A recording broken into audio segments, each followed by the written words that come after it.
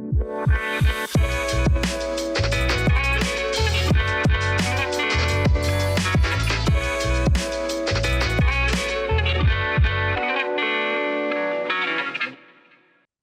another episode of Made Possible by Pop Culture, the podcast that invites guests to share stories from past and present day pop culture that influence them. If you've been listening for a minute, you know that means every episode comes with a dose of nostalgia, but this episode offers a little extra dose. My guest today is Megan Harding, executive producer of We Love TV, which is a series that looks back on classic TV with cast, creators, experts, and more. And right now, the episodes are focused on shows from the 1950s through the 1990s. And because we love a through line, Megan's past pop culture influence today happens to be one of the shows featured in We Love TV, The Brady Bunch. So let's get right into it. Hi, Megan. Thank you for being here. Thanks for having me, Danielle. So I love that you picked a show that you just did a deep dive on in your own show, because the way that we do it, or the way that you do it in We Love TV, obviously is not personal to you because you're not on camera. So now we're going to make you get personal. But before we dive too specifically into the Brady Bunch and We Love TV, I actually wanted to talk a little bit more broadly about your career, because I do love that you've had kind of a really interesting mix of these pop culture projects that you've worked on, but then also I would argue many more serious ones like America Inside Out, 2020, things like that. So if you could just talk a little bit about the balance you're striking and how you're kind of choosing the things that you're doing at this point in your career. So I'll just take it back one step. And, obviously, I'm Australian. So, like, I started my career in Australia and I was working at the ABC there, which is like the BBC in the UK. And I was making lots of different types of shows there, like comedy shows and also arts programming. And I kind of got a little bit obsessed by arts documentaries. I kind of really liked the idea of how things are created Mm, and, like what's the process, what's the creative process, where do ideas come from, that kind of stuff. yeah. Um, and so then when I moved to the States, I mean, arts programming doesn't really exist. It used to. I will say, I don't know what year you moved here. I mean, Bravo used to be arts and culture and then, Yeah. operas. And now, I mean, I'm not dissing the Housewives. I love a Housewives show, but it is really turned into that Yeah. reality. Well, it was 2009 when I moved, which Okay. was also a really bad year to move because it was the financial crisis. There was, anyway, but so I was looking around and I was like, well, what is it that I can sort of do? How can I make money? How can I exist in this world? And so, that's where I kind of really got excited by the idea of making shows that are more about pop culture, I Mhm. guess, and broadening out that sort of arts thing. It's the same thing anyway, Yeah. essentially. Yeah. I mean, and you've done a couple Disney projects, you've done a couple of really interesting ones kind of across the spectrum Yeah. of, we say pop culture, but it really is just culture now, especially as like, I have a guest coming on who, in a few weeks, he works on a Marvel animated kids show. And, a lot of the discussion around like the superhero world used to be like, oh, nerd was a bad word. And obviously that has changed. And now nerd is just part of the culture. Superheroes are just part of the culture. So I would argue the same thing for these. But talking about the shows that you are doing on We Love TV, like Brady Bunch, they do feel a little bit more mainstream culture, Yeah. especially in terms of the way that we talk about classics today. I would love to hear a little bit about how you determined what maybe you didn't say I want to go into this and pick only quote unquote classics, but I would love to kind of get that nugget of what the show needed to be featured on a show like We Love TV when we love everything on TV. It's how do you choose? I know it's really hard to choose. And I mean, it was narrowed down a little bit because we were partnering with CBS. Mhm. So the shows had to be Paramount Sure. Library shows. So that makes it a little more contained. Still, it's enormous. Yeah. That's a huge library to choose from. But I think for me, what was really important was that it had to sort of be of its time. Hmm. Like where did it come from and how did it exist in the world? How did it come to be? Because when I was thinking of the format of the show, I was like, well, okay, if you set the scene in the year that the show premieres, what was happening in the world that made that show possible? Right. A show like Dynasty could only really happen in the 80s. I Like, like that you said that because they did bring it back more recently and it yeah. didn't perform well. It performed better internationally, but it did not perform well for the CW at all. And we always would talk about like we can't believe they're renewing it. Like it's a good show, but we can't believe they're renewing it because of the rating it was getting. So I do think these shows do speak to a specific time and a specific place. And that's kind of why I mean, I think you do a show called We Love TV. I think obviously you have to do I Love Lucy. You have to do the Brady Bunch. You have to do these kinds of like iconic pieces. You're talking about where we are in the world. How much of it was also like it had to be a show that changed, fundamentally changed how we thought of television or how we did something on television. I mean, I think I'm just going to flip that a little bit because I Sure. think the other thing that we were really thinking about was how did it endure? That was the other. Okay.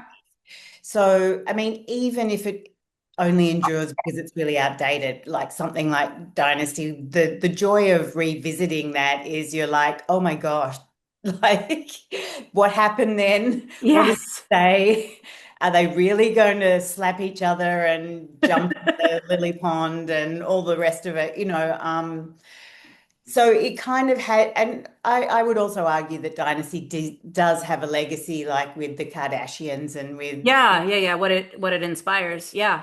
Correct. So it kind each of the shows had to do that in some capacity as well. So it wasn't just a time capsule. It was Right. like, this is great. And remember when we all sat around the TV and we all watched these shows and we talked about them the next day because everyone had to watch them on that day or It's else we weren't going to see it again. Yeah, that is something that we talk a lot about on this podcast of just like for those of you listening, how it used to work, pre-internet, pre-TiVo, DVR, maybe even pre-VCR sometimes, certainly for shows like I Love Lucy, and the Brady Bunch. Like I love that they talked so openly in your episode about, you know, they who would ever watch it on rerun? Like they didn't know what rerun was, and so Desi Arnaz in the I Love Lucy episode saying like, "I'll make this deal, but I want the rerun rights." Essentially,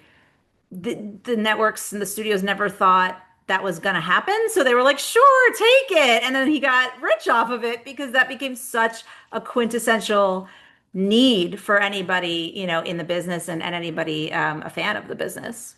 I know it's so interesting, that, Lucy and Desi were able to do that because that also paved the way for Desilu Studios, which Yeah. then obviously created a whole raft of TV shows like Star Trek and The Twilight Zone, etc.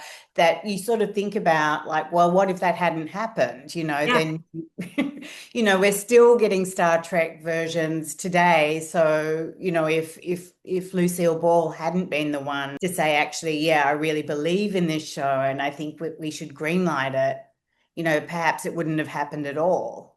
Yeah. Yeah, So, I mean, the whole TV landscape would be so different without these shows and what they've inspired and brought forward. And Brady Bunch is the episode that follows I Love Lucy. So I want to dive in to your personal attachment to the show first, because I always like to ask my guests to set up kind of the little version of yourself in terms of when you first found the show. Set that scene for us. Where were you? How old were you? What was the piece of the story that was the first piece you found? Whether it was a specific episode or a specific character that you really attached to, and what was it that made you say, I'm going to keep, and this is a very long, open-winded question, but made you keep going with the show? so setting the scene, it was like Sydney in the late 1970s. I mean, I think that the Brady Bunch came to Australia. I mean, everything came to Australia late. Yeah. It felt like we were years behind everyone else. So I feel like it was probably the late 70s when I first kind of really became aware of the Brady Bunch. And but I was having the same experience that lots and lots and lots of kids all over the world were having, which is you would come home from school, you would turn on the TV, Mm. and that's what you would watch, until your parents came home or until dinner was made and it would be on rerun. I think there was like two back-to-back episodes. And I remember really specifically at that point being completely obsessed with Cindy. Yeah. Like, because I mean, just to set the scene a little bit, I was an only child. So I'm sitting there alone, waiting for my parents who both worked to come home to make dinner. So the idea that there was this, big family, big blended family that wasn't sort of perfect, which was kind of the first time I kind of was aware of a family having, imperfections.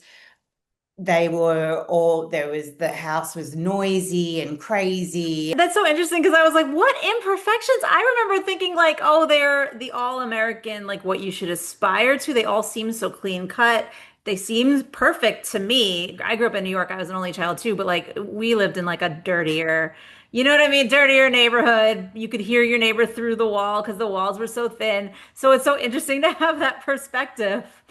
It's only just because I feel like I remember my house being very quiet, Sure, and yeah. there was always the dog was like Tiger was running around. There was like the ball Yeah, coming, there's six like, kids. It is going to be noisier for you for sure than your house for sure. yeah. Yeah. And I don't know how you felt, but I always wanted brothers and sisters. I always wanted I more. did not. Yeah, no. I mean, I could see why somebody would, but I think I had like a moment watching certain shows where it would look fun, but all of these types of sitcoms that I would watch, there was always storylines revolving around like the fighting, or like Jan, especially, the things that stick out to me years later, the iconic episodes of the Brady Bunch are so many of them are like Jan feels in the shadow of Marcia. And I'm Yeah. like, ooh. I'm glad I don't have an older sibling, but like then would that be what my younger sibling feels like? If I had one, I don't want that either.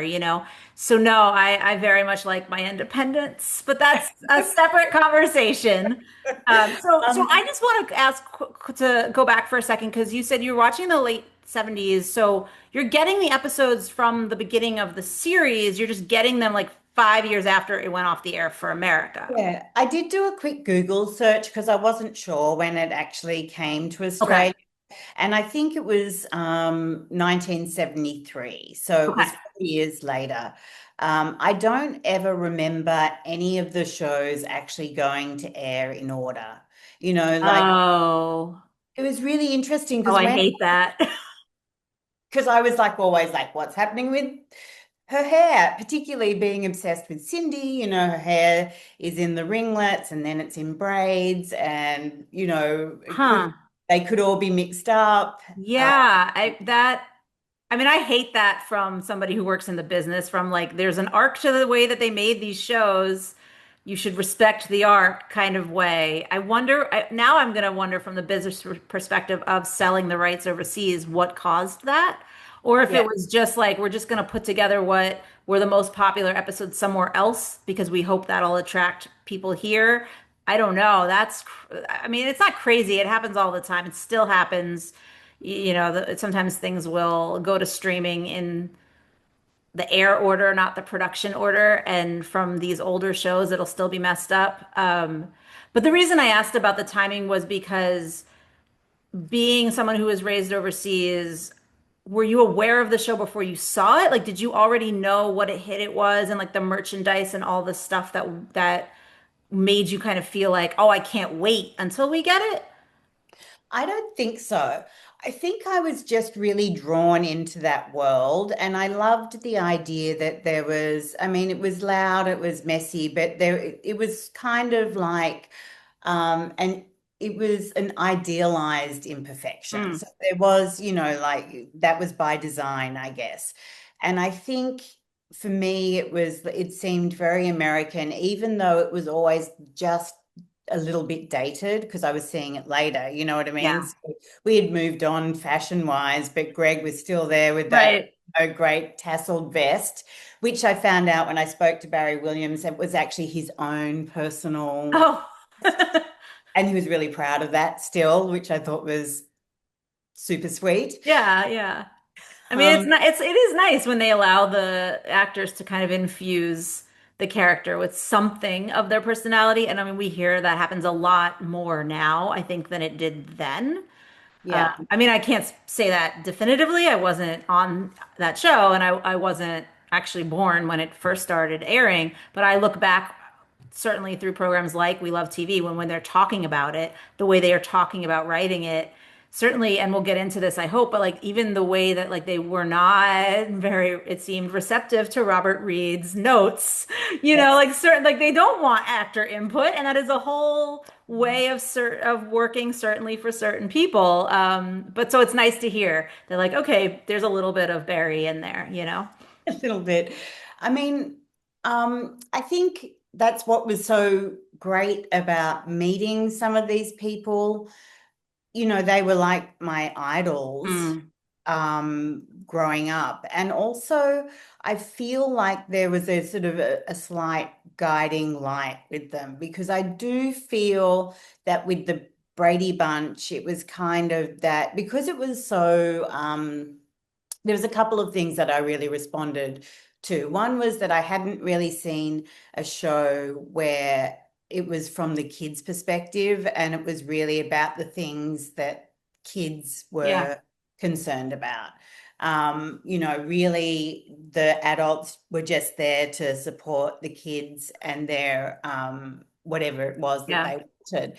And for me, that was really I wanted that too. I like how great would it have been to have, such even though, Mike is an architect and he's, you know, um, busy having his own career, he seemed to be around mm, an awful lot and very available, as was Carol. And then still they had Alice. I don't yeah. know really why they needed. Because there were six kids. That's a lot of kids. I mean, listen, I have friends who have one kid and they had a nanny. So, I mean, I get it as somebody who I have no children. I don't want to have human children, but it's kind of for that reason because I feel like everything you do has to revolve around them and the plans that you make. And if they get sick, then your whole schedule is thrown off. And so I think that's you talking about the show is from their perspective, I think is part of that. It's like we're starting to see what that really means. And when there's six of them and they're close in age, but they're still different in age enough where their interests are different and like the schools they're going to are different and the things they're doing on the weekends and stuff. Like they didn't really dig into the minutia of that the way that maybe a show today would, or like Yeah. the movie Cheaper by the Dozen did. But at the same time, I feel like that to me was always what was so interesting about that show is just like you're having distinct personalities for all of these kids and you're finding a way to juggle all of their different stories and interests and not always completely evenly, but that's okay. That's how it works. Sometimes you're the A story, sometimes you're the B story. I think that was really interesting. And I found, and I don't know if you agree with this or not, but I found that I changed. Like I started off really loving Cindy because Yeah, I was because you were closer younger. in age to Cindy. And then, I did progress to Jan. Jan was a bit of a dark time, like, like, with all the struggles in the world. And then probably by the time I got to Marsha age, I was probably out. I was probably Mm, at that point. But you could actually evolve yeah. with the characters and learn and be and relate to whatever those stories were. But I found it like incredibly relatable, and I also found it to be very inspirational. Like I do find that there was an element of the Brady Bunch that taught me that anything is possible. Like Okay. there because they could do anything. Yeah. I mean, it's true. I mean, they had a band, they had that variety show. Like it is true. I guess I never really thought of it that way because but I mean, looking back on it now, certainly, yes. Yeah, I remember being very sort of inspired by that at that time. And really it was, um when Marsha like got Davy Jones to Hmm. play at the high school band, the high school dance or whatever it was, it was that kind of thing that, yes, you can go and do it. And to me, living in Australia, where of course you would never be able to go and get Davy Jones You could to, get your Davy Jones, whoever Australia's Davy Jones was at oh that my time. gosh, I don't okay. know who that is off the top of my head, but yeah, I do know what you mean from that respect. It's funny because I watched the show later. I mean, it ended in 1974. I was born in 1984, so I watched it in reruns, and I probably honestly watched it a lot out of order too, because who remembers what order they aired it in? So Yeah. I do remember watching it when I was little and also really loving Cindy. I feel like I got to the age where like I should relate to Jan and kind of skipped right over Jan and was like, I want to be Marsha's age because that's just who I was. Like I wanted to be older all the time than I was, and I didn't want to hang out with people my own age.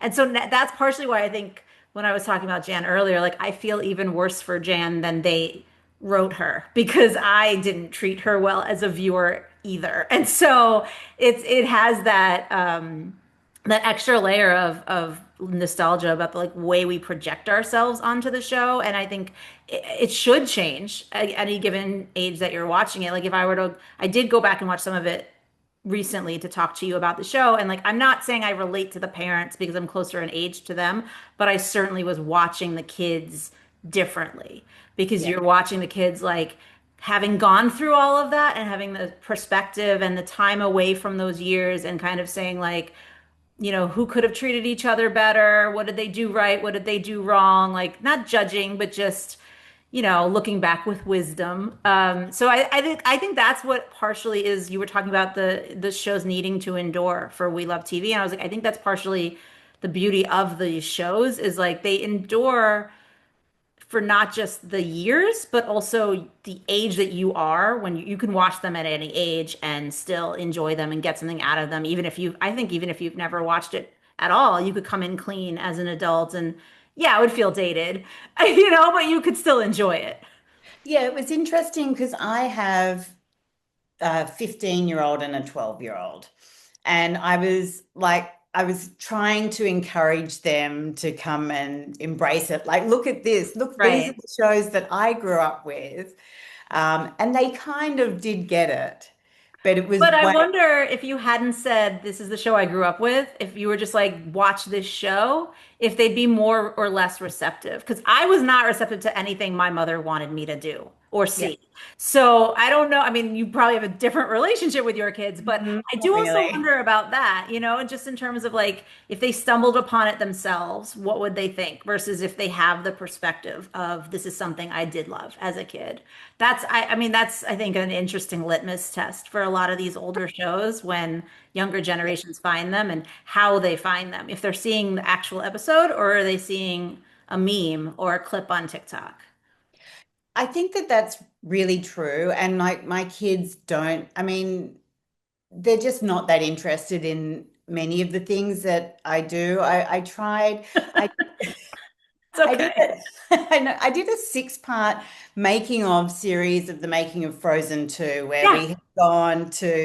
we'd gone and shot for like over 100 days at the Disney Animation Studio. They'd opened doors to us that had never been opened to camera crews before. We'd seen all of the process. We'd met all the people. We'd been to their homes. We'd done all this stuff. Mhm. And I was so proud of it and so excited. And I got home and we'd been editing for months. And I was like, here, come and watch just a little bit. And they kind of sat there for like 2 minutes. And they were like, that's great, Mum. And then just, Oh, no. I mean, I wonder if that's because when you do the behind the scenes, some of the magic is taken away. Like to see my friend who, has a 4 or 5 year old, I'm not sure how old, sorry, to watch them watch the animation, they don't want to know there's a person voicing Olaf. They want to believe there's like a magical snowman. So then if they were to go and meet Josh Gad and he's like, I'm Olaf, they'd be like, what? Like, I almost wonder if, I mean, I love the behind the scenes. I think anybody who works in this business or anyone who's an adult who loves these products want to know all of the details and the secrets. But I do wonder about that because there are definitely things where I'm like, oh, that was really cool. How did you do it? And then they tell me how they did it. And I'm like, well, the magic's gone. You know what I mean? Like that didn't sound as exciting as maybe I wanted it to sound. I mean, maybe, but I also think that a lot of creativity just stems from sitting around and talking, right? Mm. So I think that, and I mean, I certainly found that difficult to shoot because it's just people sitting around and talking. Yes. And maybe they found it a little bit sort of boring, maybe. Oh. But I know, or maybe they're just they're just not interested, or maybe it's because it's my what I do, and they're not interested in from it from that perspective. It's hard to get a real answer because I did go back and I Mm. said to my eldest son, I was like, "So, what didn't you like about it?" And he was very he didn't want to offend, so Oh. he was very sort of like. But I was going to say something I can't remember about the Brady Bunch. I've lost my train of thought. But Oh. Well, I mean, we were talking about how it endorsed through the ages and the generations, but I was actually going to ask to go back to a particular season or arc that you remember as being like very meaningful for you, whether it was one of the Cindy ones or if it was when you got older, because you said Jan was like dark times. Like yeah, if there's something you would point to almost as like if I were to show my kids this show, if I were to show anybody new this show, this is what I would show them. yeah. I mean, I really loved and would all like if ever I got home and it was the Hawaii Mm. episode, like because for me. There was something that was closer to my experience in that show, only because like Oh, in because of the Australia, beach. the beach, I did live in a beach Oh, suburb, jealous. Okay. palm trees, whatever. But also, and this is going to sound really crazy, but they had in that episode, there was the magic Yes. tea. Yes. I mean, it was the season 4 premiere. It was called Hawaii Bound, but I mean, the big part of the episode was, well, there's a history of Pearl Harbor, and then I remember also there's like a curse that they kind of like blow it off. Like they get introduced to this like ancient tiki and they learn about essentially, I imagine, a true custom. I don't know. Again, I didn't work on the show, and they blow it off as like something that's not real. And I'm like, well, that's a little insensitive, but also I think that's pretty common of what a lot of people would do. Like, we don't believe in curses. I mean, I think that that's correct, but for me, what was really what I distinctly remember, like it was the first time I'd seen because Australia and New Zealand are very close, Yes. and tiki's a part of the New Zealand culture, and so it was something that I was incredibly familiar with. I was Oh, like, okay. I have a tiki. I have 10. I have like I have all of these. And it was this moment in time where there was actually, even though it was cursed in the show, Right, right. I just blew over that. That was, but but it was like this moment of seeing something that I actually really recognized because when Hmm. you're not from America, it's like, and of course there are Australian TV shows, so yes, I would see that. But in something that was more iconic and more um, brought in from overseas, that was rare. Like I remember because Australia, certainly in the late 70s, 80s, it was a very sort of suburban Hmm. culture. And that was how I grew up. So I related to that when I saw that on the Brady Bunch as well, because there were houses like the house they lived in all around Hmm. me, which was more relatable than something that I'd grown up with, like Sesame Street, which was Oh, not. yeah. Yeah, I always thought that was an incredibly exotic kind of location because my neighborhood didn't look like that. It was, Right.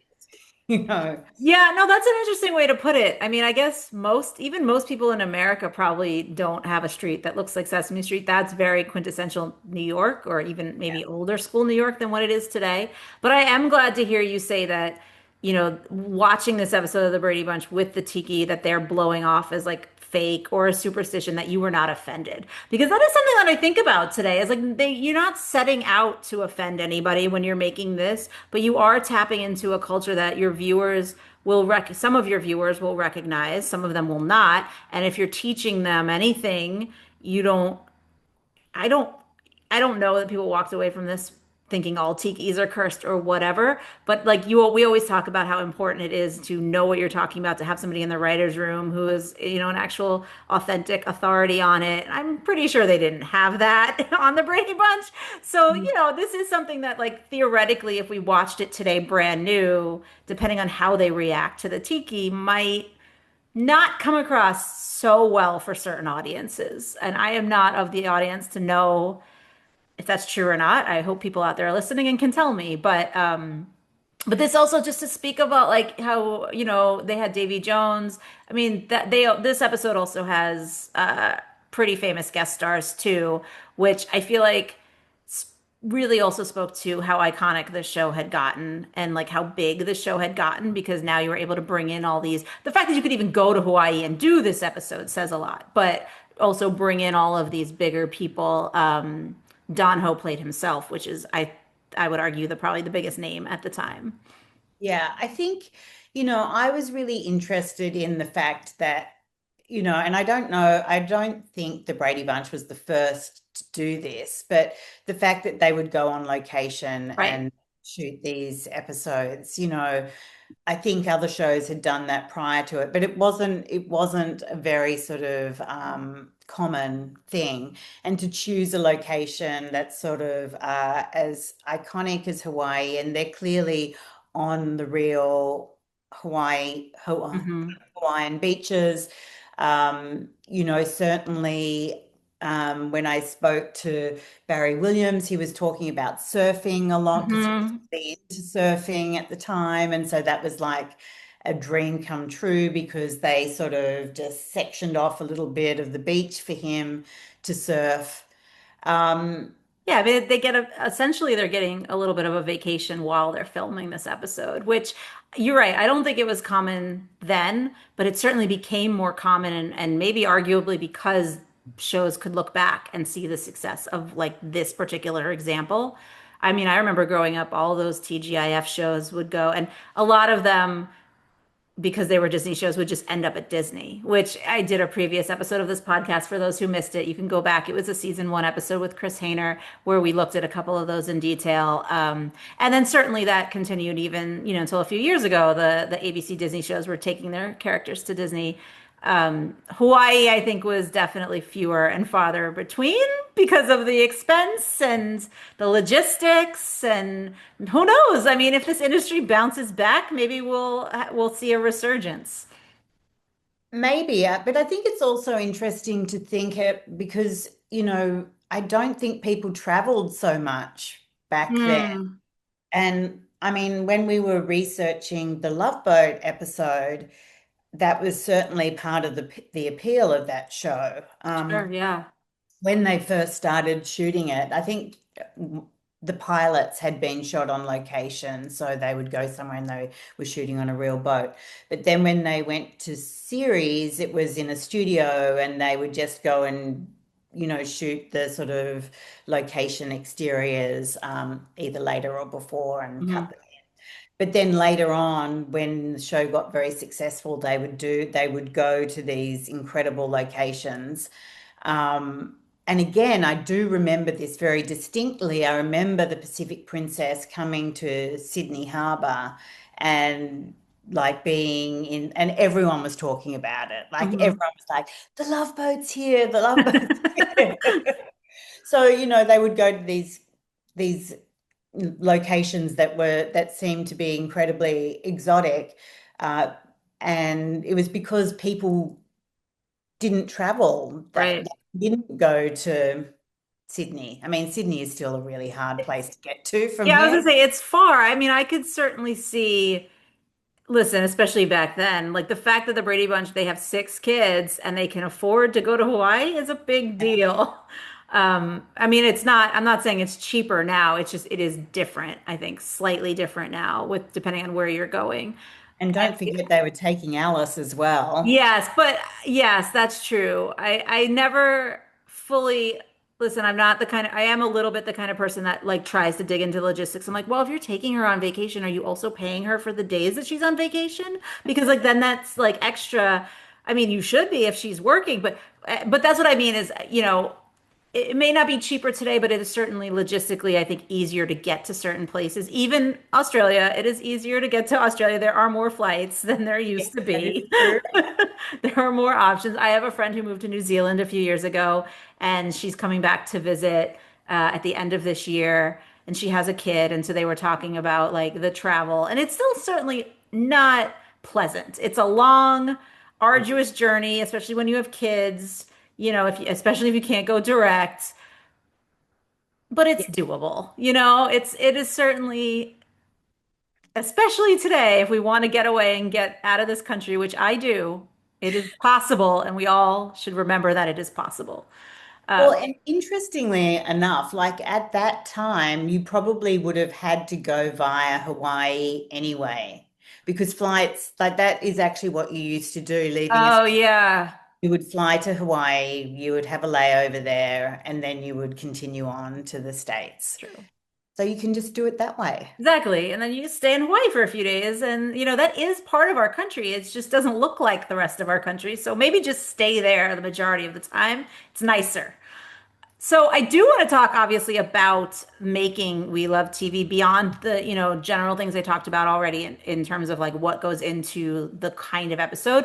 I also want to look at, and we can use Brady Bunch as an example for this if you want to, but I want to look at the who of it all.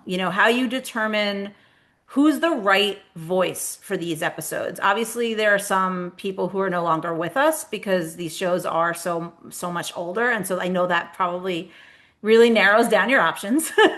But, in terms of the mix that you had of people who worked on the show, people who are in this business and were inspired by the show or like worked on iterations of it in the future. Example, like the Brady Bunch talking to Gary Cole because he played Mike Brady in the movie. And then like you had experts, you had Jim Colucci and Mike Snyder, like colleagues of mine, in to kind of just, I would argue, bring some of the more academic stuff that like is not necessarily behind the scenes, but it is certainly the history. What was important to you about like striking any kind of balance in episodes, or was it more about just like, well, who's available and who has something to say? I mean, I think it's a mix of all of that. We always wanted to try and have people who could talk about what their recollections were. I mean, obviously that's harder with I Love Lucy and the Honeymooners, but we did get little Ricky for Mhm. I Love Lucy, who was super cool, and I loved that even though, he's now in his 70s, Yes. his recollections are so sharp still after all these years. And for the Honeymooners, we did try and get like we have Jackie Gleason's stepson and Art Carney's son, just to talk, so that you actually then can get a sense of what it was like Mhm. on set and how those shows were created. Um, but obviously, because that's just more interesting, really. Like if someone says, "Oh, we came up for the idea of whatever it is," Yeah. because around, then you feel like you're in the room and that Mhm. you're hearing it. But you also need to give it some context, which is where someone like Mike Schneider or Jim Colucci comes in because they understand, actually where that show sits in the sort of pantheon of television history. Um, but, you know, it was really funny because there's also crossover, right? Yeah. Some actors, like especially on something like The Love Boat, like The Love Boat had an extraordinary guest cast. Mhm. So any of the actors that we got in from that time period probably also were guest cast on The Love Boat. And indeed they were. Like we cross-checked it. And whenever I would ask them, nobody had any recollection. Oh no. Zero recollection. Well, I mean, to be fair, they probably came in for like what, one episode, and it was Yeah. in between whatever episode of the other show they were doing. So it probably does blend together. Like my day on set just feels like my day on set, no matter what set it was. But that, I mean, that's a little sad because I would hope, it is such a distinct set. It is such a visually, and the Yeah. story is so different that it's a little sad. But I listen, like to think it was when because it's they were that having many years too much of ago. a good time. I Oh, think, sure. I was more going though, when it's that many years ago, I get it. Like I don't remember things from 20 years ago, and that's more than 20 years ago. So I do get it. It's funny to hear you talk about that because I was actually also kind of thinking the opposite. I was also kind of thinking of like, honestly, who are the people you don't want for episodes like this? Who, like, what are the stories you don't want to tell or maybe can't tell? Like I mentioned, Robert Reed earlier and how, he and the creator of the Brady Bunch would butt heads a lot. And you do talk about that in the episode, which I was honestly maybe a little surprised by. I didn't know, especially working with CBS, how much they would want to dig into some of the things that are less pleasant. yeah, And I don't think this didn't seem to go to a terrible place. Nobody got into a fist fight, but I mean, we all know Robert quit the show, so it's like maybe you can't ignore that example. yeah. But I am wondering about that in a broader way. Like, were there discussions and maybe not arguments, but like compromises you had to make in terms of how quote unquote real you could get? I mean, I feel like I never had any pushback about, but our intention as a sort of creative team was always to make it about a celebration of these Sure. shows. And it felt to me really important because, the world is a bit of a messed up place at the moment to have something that was very sort of pure in its intention and not salacious. Sure. Like, there were a number of things that we could have gone into on a number of the shows, but if it wasn't really about the production of the show Yeah. itself, we decided not to. That was kind of an intentional Right. um, Yeah, decision.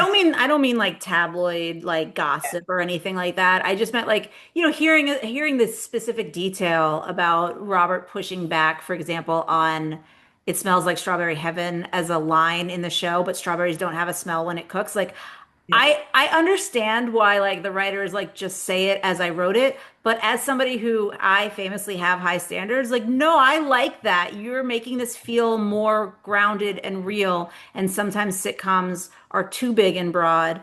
And yes, certainly this is not a slapstick moment, but like, you're drawing a line and I appreciate that like we know that about him because it makes me feel like, oh, I think I would have gotten along with Robert really well. And so like again, that is about the work. yeah, So I do understand where you're coming from and like how but those are also, I think, the kinds of details that like diehard fans of these properties want to know because it yes. helps them see who they would relate to more or also just understand just really what it took to get to that thing that they love so much. Like honestly, hearing a lead actor and a showrunner don't get along, sometimes that can completely derail your show. And we've certainly heard about that on more recent shows. I've written about them in traditional journalism, and like it's not usually pretty. No. But to be able to see like, well, they didn't get along and they still were able to work together, like that also is kind of, I think, especially today, important. Like you are not always going to agree, you're going to have differences. Sometimes they're going to be very big and very political and really world changing. And in that case, maybe it makes more sense to separate yourselves. But also, like sometimes you do have to just work with people because the greater goal is more Yeah. important.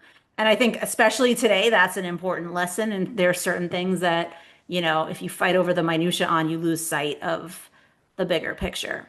I Um, think Yeah, I mean, I think that that's true. And I mean, I do believe that Robert Reed wrote many, many, many memos. It was the time of the memo, right? sure. So he would sit down and he would write, and he was a serious actor, Yeah. and he felt like he'd kind of been hoodwinked into doing the show. Like Sherwood Schwartz had told him that it was kind of a little bit funny, but it was, Yeah. the sort of makeup of a family and the family dynamics, and he was like, "Oh, that's interesting." But it wasn't. It was a I mean, it wasn't, but it wasn't ever gonna be a serious drama. It was never gonna be like to the Shakespearean level of some of the stuff he's done before. But I still stand by it. Like you do want it to feel real, like and comedy should feel real. It should come from so many, especially situation comedy. The comedy's coming from the situation. The situation is what's funny, so the character I think, has to feel grounded. So like listen, I said it, I come from his perspective, so I totally get it. And I don't mean to completely make this episode about that,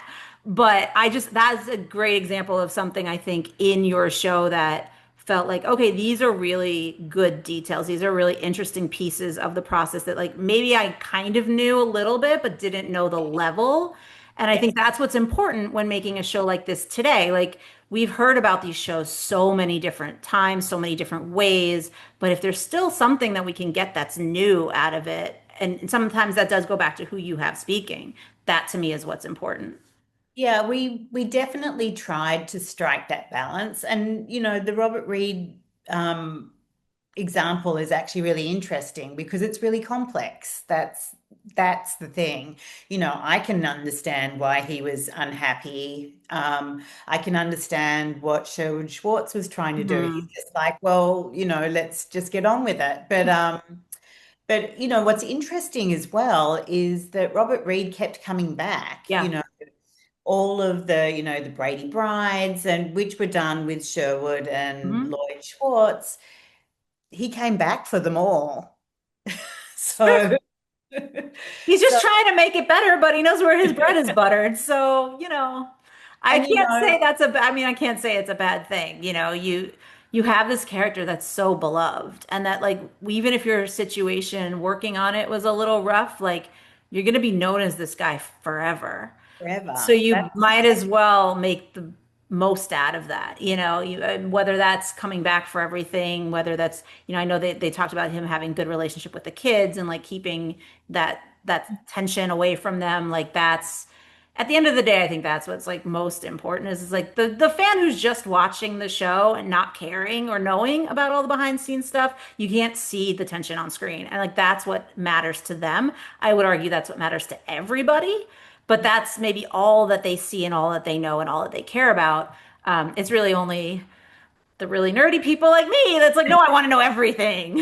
I want to be a fly on the wall. No, but it's fascinating. And like making this series was like, I don't know, like I just felt like I was reveling in all Yeah. of this fantastic detail, and meeting people who were great storytellers, like someone like Ted Lange from The Love Boat, played Isaac on The Love Boat. He was so great to talk Yeah. to. And he could just talk all day and just tell amazing stories. So it was like a real treat. I just And felt, when you talk though about like the level of detail, what I was talking about in terms of like what I would want to know as like a real TV film nerd, how did you find the right level of that for the show? Just in terms of like there might be people, I don't think there's anybody stumbling upon these episodes that have never heard of these shows, but yeah. so like I said, some of them might not want all the true grit of it. Was there a lot of debate around how much to Yeah, I get? mean, we were trying to like, and there were things that we were like, oh, there were things that I would like to have put in, but just simply didn't have the time. And there were other things that we were like, oh, well, actually, it's good. Let's take that out. Kind of also had to flow. There had to be a real sort of reason and a Mm. rhythm to the And episodes. they're only an hour long, so that's Yeah, probably the biggest, right? Like the time is the biggest. 43 minutes. That's not a lot of time. And the one thing that I really did want to do is I wanted to start with where we were in the world, Mhm. when the show went to air and to finish with whatever kind of legacy it has. And some of them have bigger legacies than others, Sure. but it had to have some kind of sort of arc like that. And so there wasn't always a lot of time to go into too much detail, but I actually think that that ended up being a benefit Mm, because um, if you go back to the original thesis that this is a celebration, you don't want to sort yeah. of really show the tires too much. Yeah. Do you have a list, even if it's a short list, of shows that you either wanted to do and couldn't yet or plan to do in the next batch? I know you said obviously working with CBS that affects what the list is, but can you share some of the shows that you're like personally just dying to do? Yeah, I mean, I think that Star Trek would have to be right up there. I think that would be amazing to do. Also, I really wanted to do Frasier. Hmm. Um, just as a follow-on to Cheers, I Yeah. thought that would actually be really great. I would love to do the Twilight Zone just Yeah. because there's so much fertile ground there that we could cover. Um, and I think I'm just going to pull up my little list because I had a whole, I was gonna say the ones that you've named so far are really interesting because they all have modern properties too, which I yes, feel like also affects certainly the legacy part of any episode you would do about them. You know, I don't know if that's something you would want to include in terms of, you know, you're able to look at Cheers as a complete whole for what it was almost in its time capsule. And then if you look at Frasier, it's like, well, Frasier was this at this part of history, and then it came back and it was this, and they're almost two separate things in a weird way because it just wasn't that successful in its second run, which I think opens a whole conversation around like certainly talking about where are we now? You know, where were we then and where are they, you know, now with this new version? So I feel like those episodes must be much more complicated to figure out. Even Twilight Zone, I mean, Jordan Peele brought it back and limited in a limited scope, and Star Trek is just you said it like it's still going in a million iterations. I don't know how you do that. That's a scary one to touch. I know, maybe that's a whole season. I don't know, I like, probably, I mean, like, because I still say Trekkies needs a follow-up. Like everybody was mad at Trekkies, and I do understand why. But I also think it would need a follow-up, even not just adjusting for the tone, but adjusting for the time and this new iteration of shows and properties and fans and conventions and all of it. Like it's there's so much to it. yeah, it's enormous. And I'm only half joking when I say maybe it could have its own No, season. yeah, I think it could. I mean, I don't know that you want to do that, but I think it should. I mean, it should. If you're going to do it, I think it should, because to try to limit it means you're going to leave out so much. And I know you're not trying to please everybody, but even yourself, I think would be hard to please yourself in a 43 minute. Yeah, You have to just be on like Star Trek, yes. not Star Trek the universe. It would have to be just on that one title, not Yeah. all of the other pieces after it. Yeah, it would have to be that sort of focused. And I think then when you talk about the legacy stuff, it would have to be really condensed. It would be like, and Yeah. it's still going on now, and there's so much still Yeah. going. It would just have to be that kind of general, like, Yeah, you just go to Paramount Plus. You'll see. You'll see where all of the other ones are. They're all there. It's fine. Figure it out for yourselves now. yeah. I mean, I'd love to do something. I'd love to do like 90210. I know that has iterations as well, but Mm-hmm. you That's know, also kind of a fun one because the iterations are fun. Like yeah, certainly the version they did on the CW was more in line with the original show. But then when they did that really meta, like we're playing ourselves character, like it was what I don't even know what we're calling that. Like meta doesn't seem like the right or the fullest word for that. That was a very fun show to try to write about. And so I think there'd be a lot to talk about. yeah, I think that would be good. And I mean, truthfully, I think the Aaron Spelling shows are just Yeah. really fun to.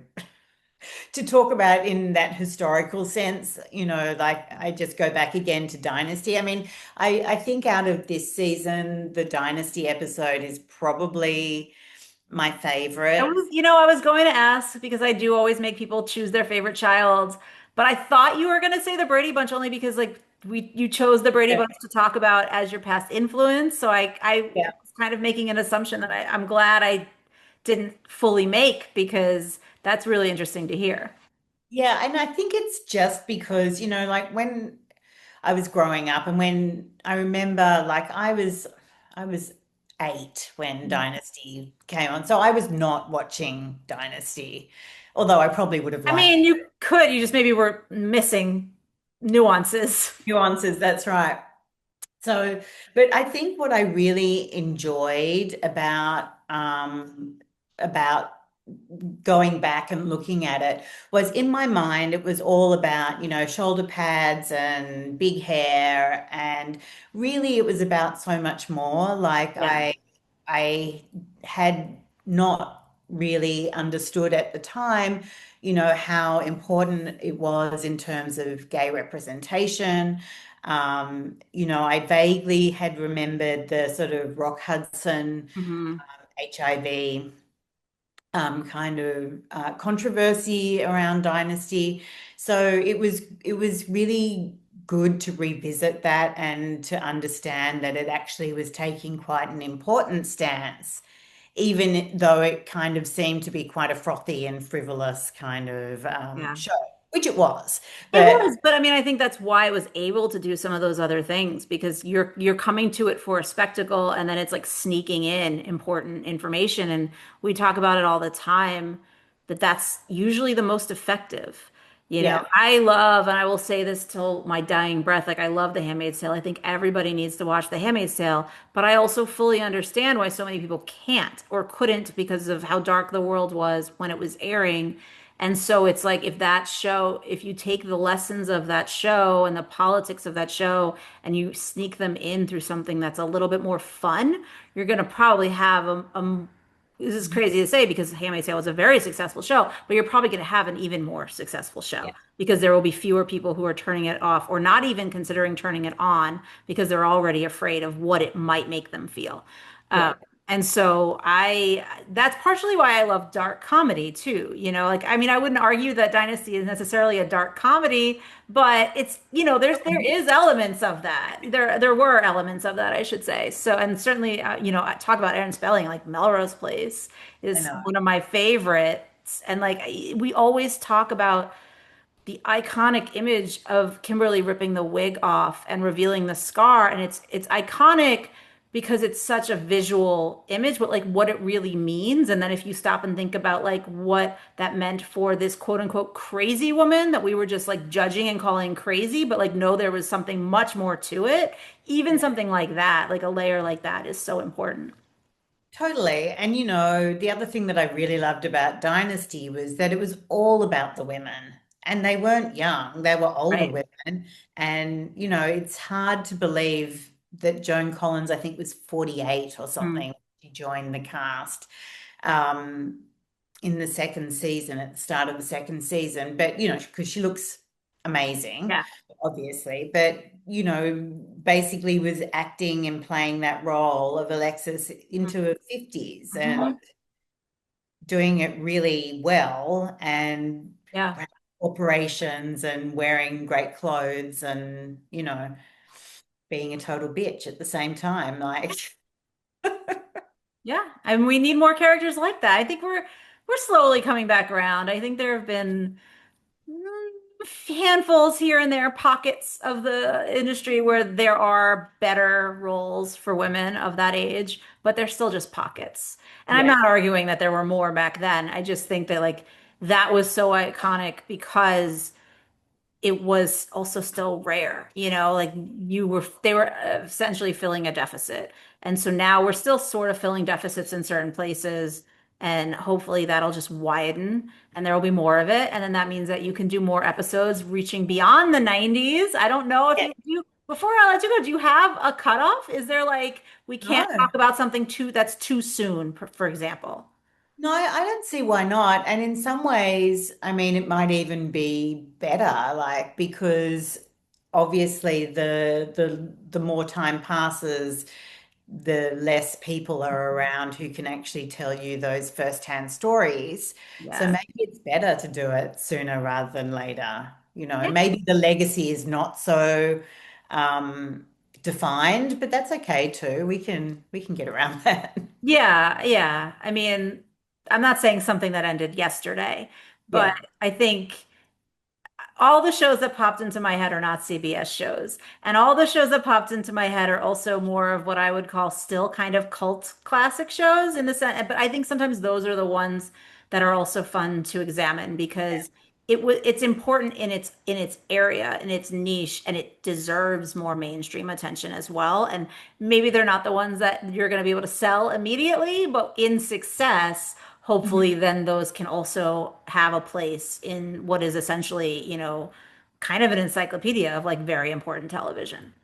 Totally. And I think it's also interesting because I just want to make one, because not growing up in the States, I didn't know what network a lot of these shows Sure. aired originally. Um, but the key is that it's Paramount, which means it may not have been on Oh no, CBS. that's very true. The Yeah. studio, Paramount being the studio, it doesn't have to be CBS, the network. That's very true. And I will say that I think most of my listeners don't know that either because everyone's just watching things on streaming. And so Yeah. it's like you can be something streaming on on a streamer that is not your original home. Like Paramount Plus has more than just Paramount originals. So that's a whole separate conversation. I And know. And it's a whole can but of I worms. can tell you, having lived here and worked in this industry for so long, that literally the shows I were thinking they were not Paramount or CBS shows. So that's why I didn't name them because I was like, I know you can't do this. This is a Sony property, and everybody out there probably knows what I'm thinking because it's a show that I refuse to stop talking about. It's happy endings. But anyway, maybe down the road we'll see. We'll see how you expand. So it's been a minute since I gave you my usual legal disclaimer about where to find the things that we discuss on episodes of Made Possible by Pop Culture. And by that I mean it is the opposite of a paid partnership. No money has been changing hands from streamer to me to tell you to watch any given thing on any given service. So keeping that in mind, the Brady Bunch streams on Paramount Plus and on Pluto TV. We Love TV airs new episodes on Mondays on the CW network, and then it'll stream episodes on their platforms, their website, their app. For those paying attention, next week is Halloween, and although I don't care much about the holiday personally, I do love talking about its thematic content, and I also love a holiday roundtable episode of this podcast. So I hope you will join me for a very special Halloween roundtable episode.